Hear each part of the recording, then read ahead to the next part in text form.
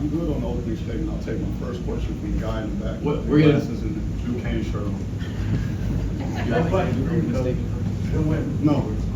Okay, we can take questions from the student athletes first then.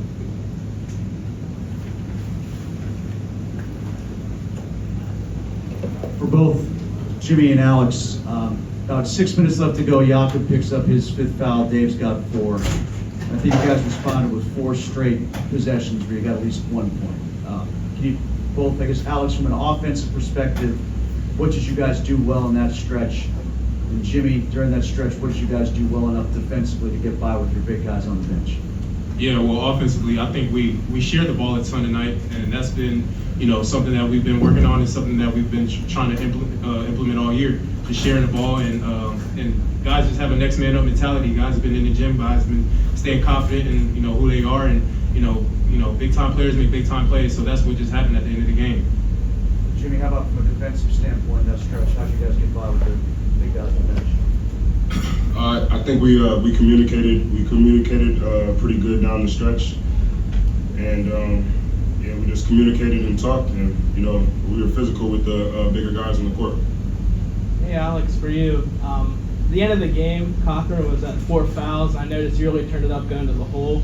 Was that something on your mind, like when you were driving each time? Yeah, I did see. One of the coaches did tell me that Cochran had 4 fouls. I was trying to get him out the game because he was hitting a lot of threes and he was, going to work. But yeah, that was definitely the game plan, just getting to the rim, trying to get fouled and get to that free throw line for sure.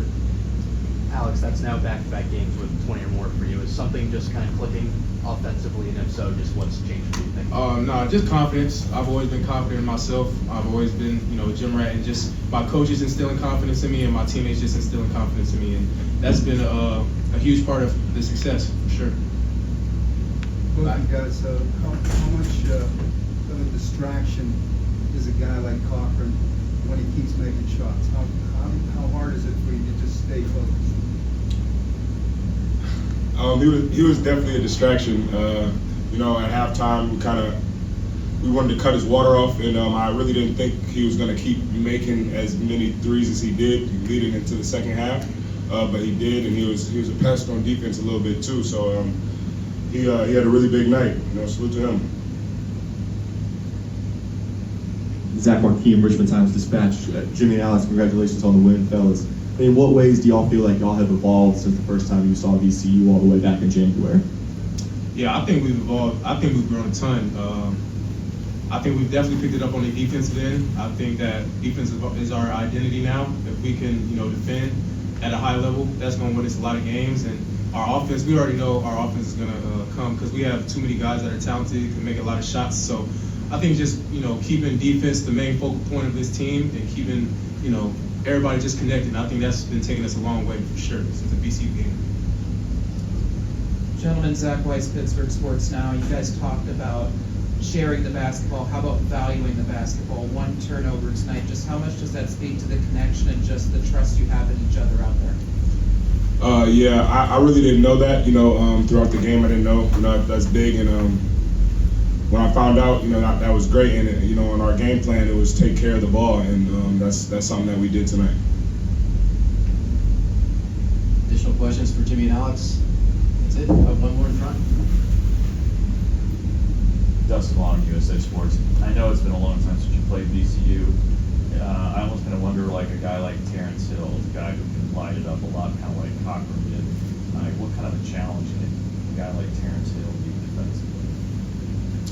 Yeah, we obviously know he's a great player. I think we're not going to really focus on him. We're just going to focus on ourselves and what the team needs to do to execute our game plan on not only him but the whole team. So I think we're going to be just fine, for sure. Yeah, I think we're going to be perfectly fine. We have great defenders for pretty solid offensive players. Thank you. Thanks, fellas. Open it up for questions for Coach Joyce. Coach, how do you get your guys ready to play number 2 VCU ranked team in under 24 hours?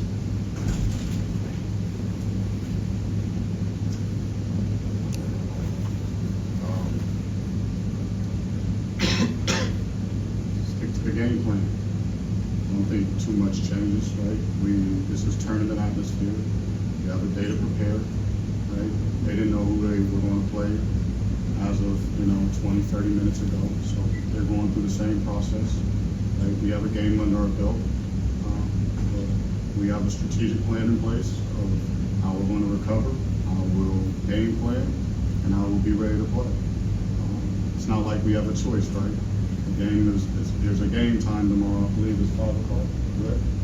And we don't get to change the time of the game or switch days, so we have to arrive and be ready to go. So that'll be our mindset, be ready to go. Coach Will McDonald, Duquesne Student Television. The students showed up in bunches for this game. What's your message for them for showing up to the VCU game tomorrow? First and foremost, a huge thank you to the students, not only the students. I believe, we have faculty and administration show up too. And just the city of Pittsburgh, I want to know what's going on in that bookstore because I see more red and blue than before. So I think the city of Pittsburgh is continuing to show up for us too. The stakes go up tomorrow, right? It's another round, so hopefully they find some time in their schedule or they clear their schedule. It's about happy hour time anyway. Everybody should be getting off, and they show up again tomorrow with that same type of energy and support. And if they can do even better, I'll accept that too.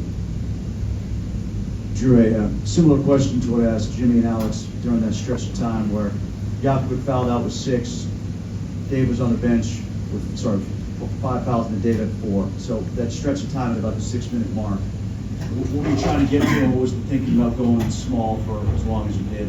How did the players handle that as well? They handled it tremendously. I thought at halftime one of the messages was get even tougher. Right? How tough can we be? Possession by possession. Right? Because I thought we had a really good first half, and when you go into that second half, it's life or death now in this tournament atmosphere. So the team who can dig in, really be competitive, and value every possession, that's a team that will find some success. So during that stretch, just imploring them this possession, that we got to be even tougher than the last one, and then the next one. And I thought, we battled with some smaller lineups. Guys stepped up and played big. I thought they had to play smaller too, which helped us in ways. Those guards on guards out there at a certain point in time, and then there's some key stops and key rebounds in there. When they did miss, I thought we finished possessions pretty well. All but one, I think we let them run off about 3 rebounds. I can't remember what time it was in the game, but we let that possession get away from us. But for the majority of that game, in the half, we snatched every rebound. We completed plays, we finished plays. So, and then strategically, with Dave having 4 fouls and Jakob already fouling out, is just trying to buy some time, try to get to the media, see when we can insert Dave back into the lineup. Coach, midway through the first half, you had about 8.5 minutes where you guys weren't able to score any points. How are you able to keep the team's mentality fresh and not let things snowball further and lose track of the game? It's part of basketball. Like this is March. Right?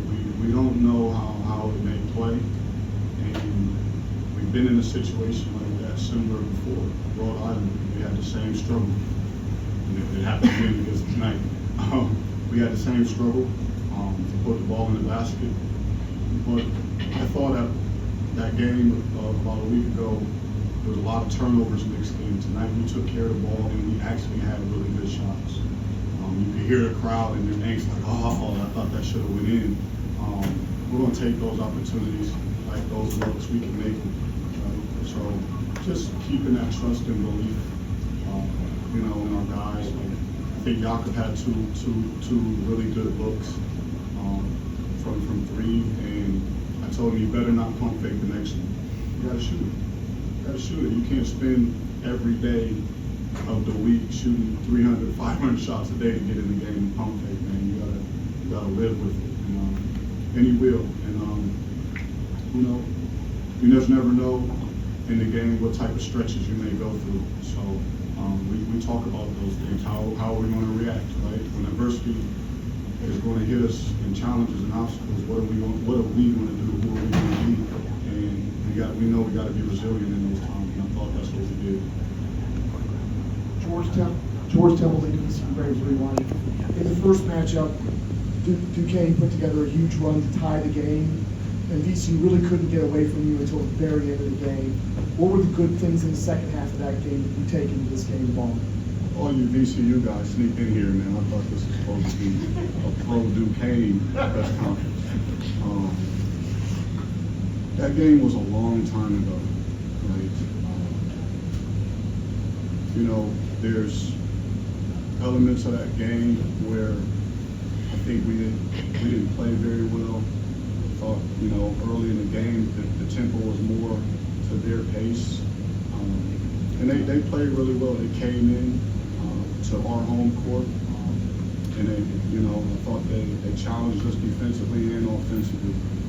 But as far as like the run coming back to stay in the game, it's just who we have to be. You know, we play until they say we can't play anymore. You know, so we just got some fight to us. I don't have any quitters in the room. The staff is not going to quit. Our players are not going to quit. So if anyone's expecting us to quit, you're looking at the wrong bunch of guys. Dave Michael, Pittsburgh Trib. Hey, Drew, you heard your guys say that they feel the team's identity is defense now. You scored a lot of points in the beginning of the year, and you've been trying to hear that. Do you believe it? When they're saying it now, I believe it. You know, we had to build it up, right? Our pace allowed for more possessions in the game at times.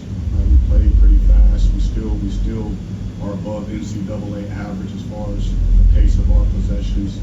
And we just had some challenges.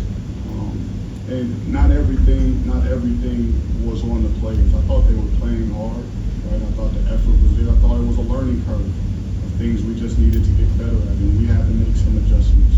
Right? We had to fix our transition defense. We had to fix our ball screen defense. How we're going to protect the rim. Well, you get Dave back to the 5, and then you start protecting the rim. He's one of the best shot blockers in this league. So just making adjustments to help this team as well too. I never thought for a second that we didn't believe we had to play defense. Right? We just needed to believe it more. We have time for 2 more questions. Go ahead. Coach Brendan Flitta, Duquesne Student TV. You guys had a lot of different guys step up in different ways tonight.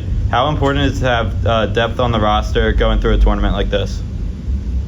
It's very important. And our guys understand that, you know, their name is going to get called, and they have to impact the game in some way, shape, or form. Right? That possession, those minutes that they're out there, they matter. And they also understand that they don't know what series of plays is going to be the deciding factor. Right? Brandon Hall tonight, right, turning that offensive rebound into a jump ball, getting us the ball back. That's huge. They were in the midst of their run. Just plays like that. And then being able to sub in length and size with the Max at the wing spot, with the Cam at the wing spot to defend in different ways. So, you know, the depth is going to come into play. It's going to be very important as we move through this game. Our guys got to stay ready. They got to be ready mentally. Their spirits have to be right, and they got to be ready to compete. And so far, they've been in the right mindset. They understand what's at stake. Last question. Coach Marcus Larry, WVCW Sports. VCU hasn't played since last Friday, almost a full week between the 2 tip times that they've had. Y'all just got finished up, obviously. What's your idea of that rest versus rust? I don't know. Listen, I don't know what their rust feels like, nor am I spending time caring which day they played on. I really don't care.